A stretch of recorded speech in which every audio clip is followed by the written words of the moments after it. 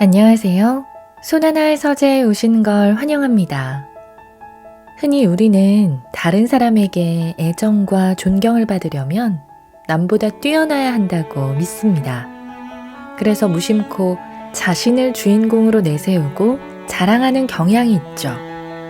하지만 정말로 상대의 관심을 끌길 원한다면 내가 아닌 상대방을 주인공으로 만드는 대화법을 써야 합니다. 50cm 더 가까워지는 선물보다 좋은 말. 오늘은 이 책에서 예쁜 말투 하나로 자꾸 만나고 싶어지는 사람이 되는 법을 알아보겠습니다. 그럼 책 같이 읽어볼까요?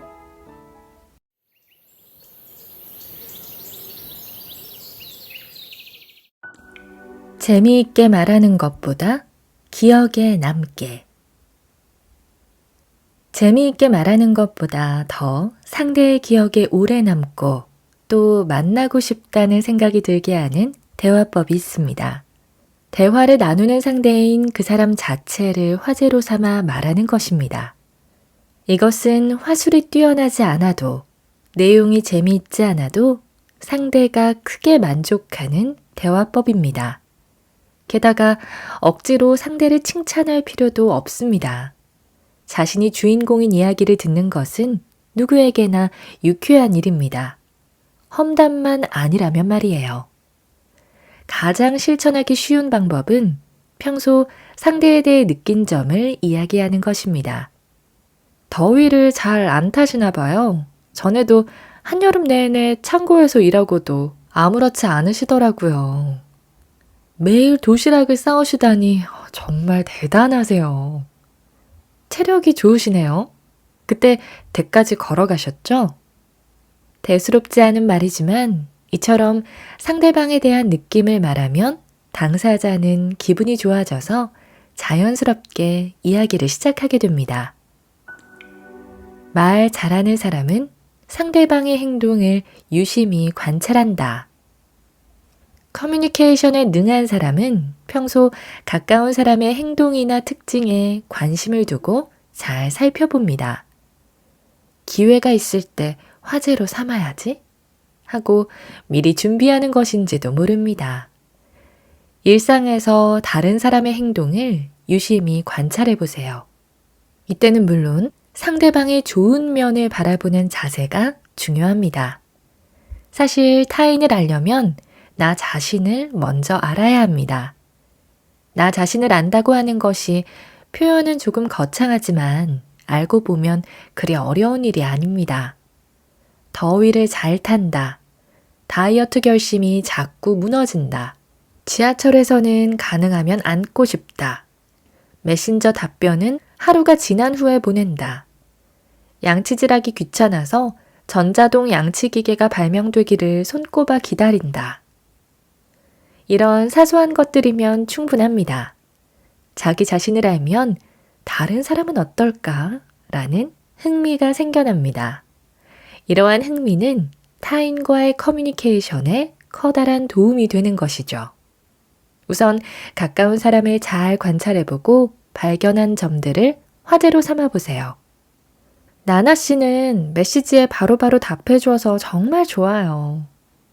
이처럼 가벼운 느낌으로 시작해봐도 좋습니다. 사소한 행동을 특별하게 인정해주기. 처음 만나는 사람과 이야기할 때는 일반적으로 직업이나 살고 있는 지역과 같은 무난한 화제를 고르기가 쉽습니다. 하지만 이런 이야깃거리만으로 친밀감을 얻기란 무척 어렵습니다.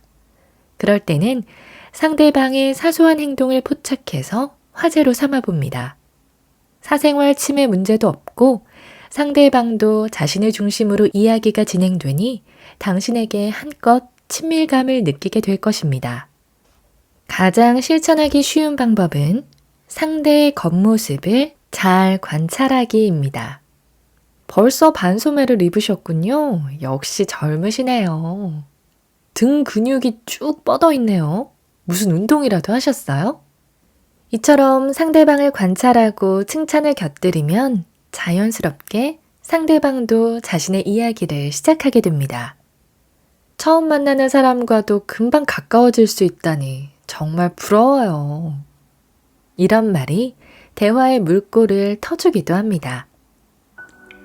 대화가 즐거워지는 사소한 발견. 자주 보는 사이라면 겉모습에서 발견한 점을 그날이 아닌 나중에 어느 날 문득 생각난 것처럼 이야기해보세요. 상대의 행동이나 겉모습 등 당신이 발견한 부분을 시간이 조금 지난 뒤에 화제로 삼는 것입니다. 자신을 기억해준다는 사실은 누구나 기쁘게 받아들입니다. 자신이 상대에게 매우 강한 인상을 주었다는 의미이기 때문입니다.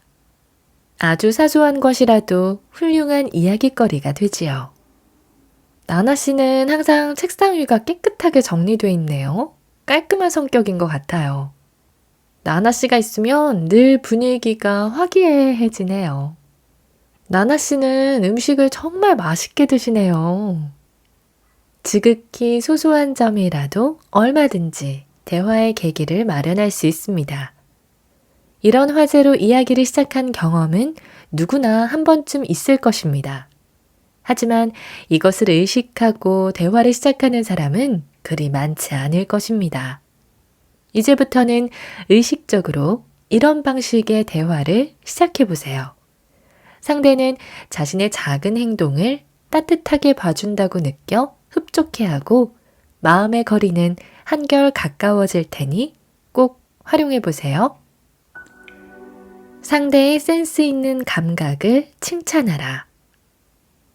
예를 들어 물방울 무늬 옷이 잘 어울리고 그런 옷을 자주 입는 동료가 있습니다.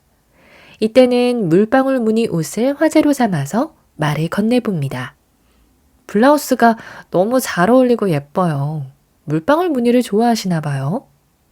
어쩌면 상대도 이야기를 듣고서야 처음으로 내가 물방울 무늬 옷을 자주 입는구나 라고 깨닫게 될지도 모릅니다.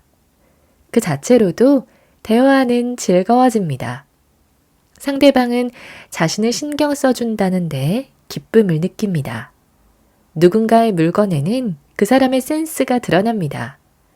상대방이 선택한 물건을 언급하고 긍정적으로 표현하면 상대방은 자신의 센스를 인정받는 셈이므로 기쁠 수밖에 없습니다. 특히 이런 화제거리는 훗날 아무렇지 않게 언급할 때 더욱더 효과적입니다. 시간이 지나서도 잊지 않는다는 것은 상대방에 대한 애정이 있기에 가능한 일입니다. 그런 마음은 상대방에게도 전달되기 마련입니다. 주위 사람을 칭찬하면 효과가 배가 된다. 바로 앞에 있는 상대가 아닌 상대방의 친구나 지인에 대한 느낌도 좋은 이야깃거리가 됩니다.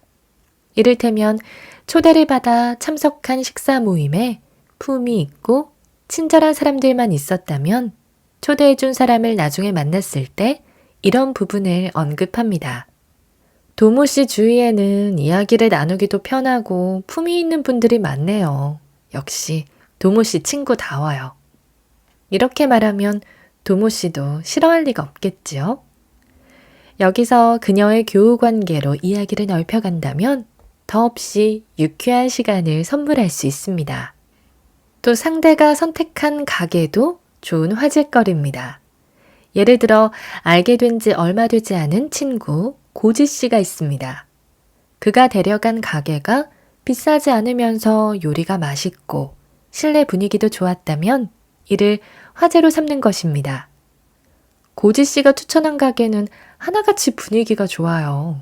어떤 가게를 선택하는지 보면 그 사람을 안다고 하던데 고지 씨를 보니 그 말이 맞네요. 이렇게 말하면 가게를 선택하는 요령이나 다음에 소개하고 싶은 가게 이야기로 대화가 이어집니다. 고지 씨는 당신을 친구로 선택하기를 잘했다고 생각하게 되는 것입니다. 이처럼 상대방이 선택한 것에 관심을 보임으로써 풍부한 화제거리를 발견할 수 있습니다. 감사한 마음이 2배로 전달되는 표현.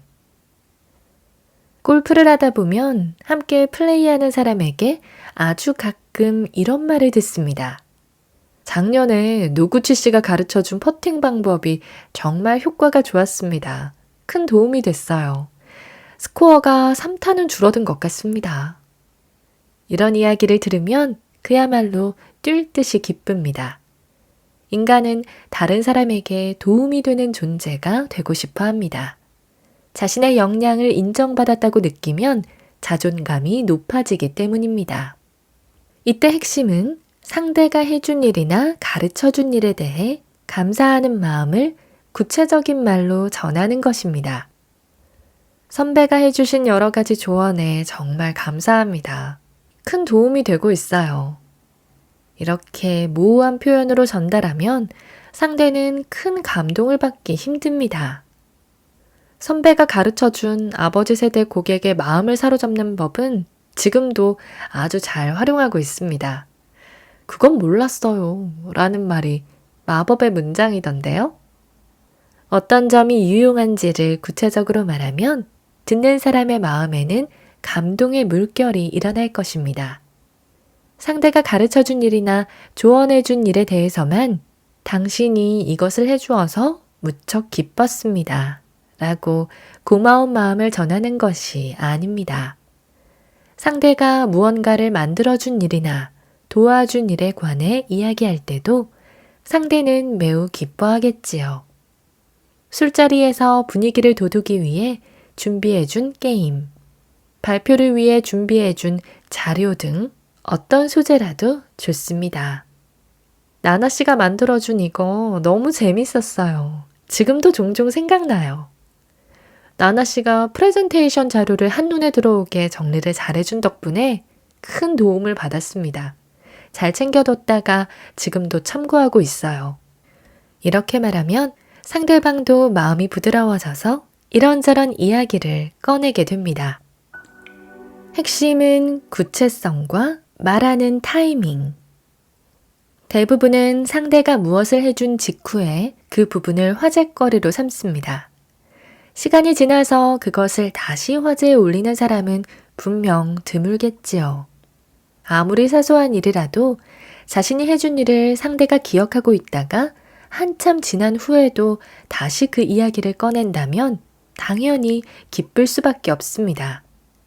상대방은 그렇게 긴 시간 동안 내가 한 일을 마음에 담아뒀구나 하고 마음이 따뜻해져 훨씬 긍정적으로 바라볼 것입니다. 말 한마디로 살짝 더 좋은 관계가 된다.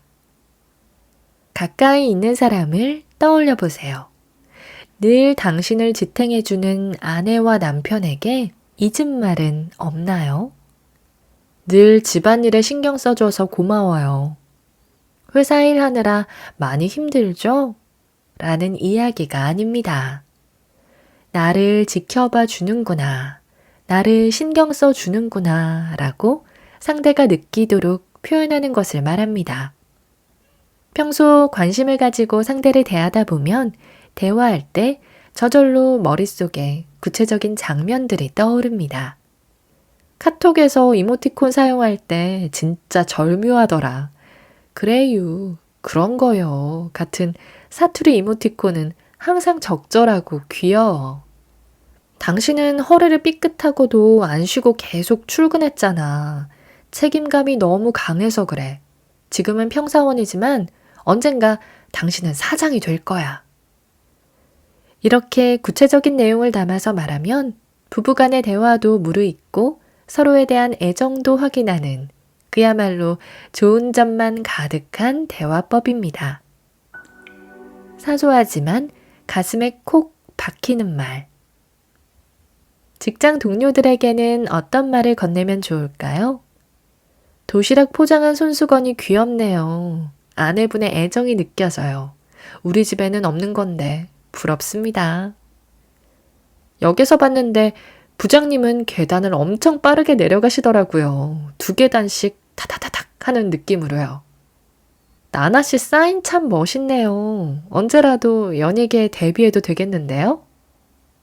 이런 식으로 말을 걸면 상대는 아이, 별 말씀을요. 라고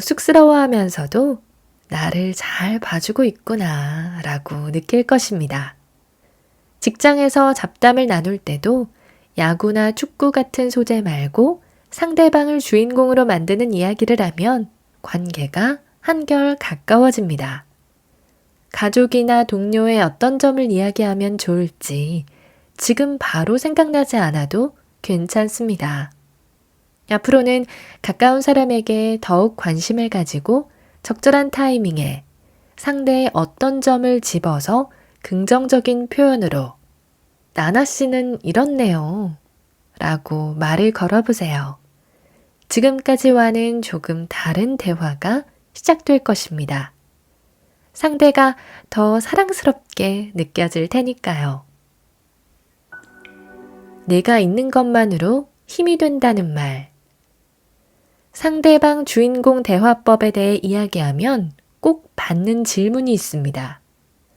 당신이 없으면 쓸쓸할 거예요. 당신한테 칭찬받으니 정말 기뻐요. 와 같은 표현들은 말하는 사람이 주인공인 표현이 아닌가요? 분명 쓸쓸함을 느끼는 것이나 칭찬을 받는 것은 말하는 사람입니다. 그렇다면 이것은 자기가 주인공이 되는 표현이 아닐까? 라는 의문이 드는 것도 당연하겠지요. 그러나 이 책에서는 상대방을 주인공으로 만드는 표현으로 정의합니다. 그렇게 말한 사람의 마음 한가운데 상대방이 있기 때문입니다. 자신의 느낌을 전하는 표현이지만 상대방에 대한 느낌을 말하는 것이기 때문입니다. 당신이 없으면 매우 쓸쓸할 것이다. 그만큼 당신의 존재가 내게 큰 의미다. 당신에게 칭찬을 들으면 기쁘다. 그만큼 당신을 존경하기 때문이다. 상대방에 대한 마음이 함축된 말이기에 상대방을 주인공으로 만드는 표현이라고 할 수 있습니다. 여기서 핵심은 이런 말을 들으면 누구나 매우 기뻐한다는 점입니다. 그 말을 한 사람에게 자신이 커다란 존재라고 느끼기 때문입니다. 친밀감이 급상승하는 스몰 토크. 많은 사람들의 대화를 관찰해보면 대부분 이야기의 주인공은 사물이나 장소입니다. 사물이나 장소에 대해 이야기한다는 것입니다. 직장인이라면 어떤 일을 하세요? 로 이야기를 시작할 때가 많습니다. 그러면 판에 박힌 듯 회사를 중심 소재로 대화가 진행됩니다. 회사는 어디인가요? 어떤 상품을 취급하시나요? 로 이어져 주로 어디와 거래를 하나요? 등으로 대화가 흘러가고 거의 경기가 안 좋으니까요. 같은 말로 이야기가 마무리됩니다. 어느 지역 출신이세요? 라고 묻는 것으로 시작되는 대화도 대체로 비슷합니다. 그 지역 특산물이 뭐죠? 교통편은 어떤가요? 그 지역 출신 유명인이 누구였죠? 라는 질문으로 대화가 이어집니다. 이후 그 지역 근처에 어떤 산 그 해변에 가본 적이 있어요.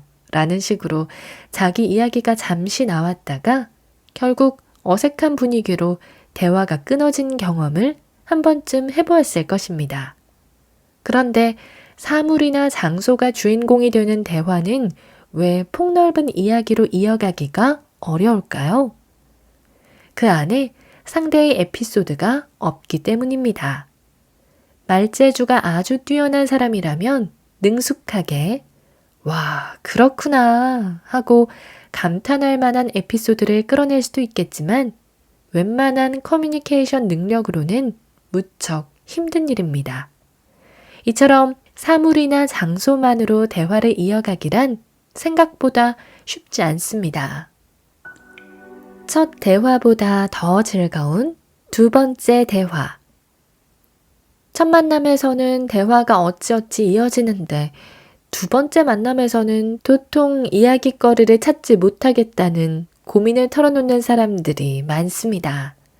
이는 사물이나 장소가 주인공이 되는 이야기만 했을 때 필연적으로 맞닥뜨리는 결과입니다. 처음 만났을 때 서로에 대한 정보를 전부 말해버렸기 때문에 그 외에 다른 할 말이 없어지는 것이지요. 그렇다면 상대방을 주인공으로 만드는 대화를 나눌 때는 어떨까요? 예를 들어 직장 생활과 관련된 이야기가 나온 상황입니다. 저는 아침에 본격적인 업무에 돌입하기까지 일종의 워밍업이 1시간 정도 걸려요.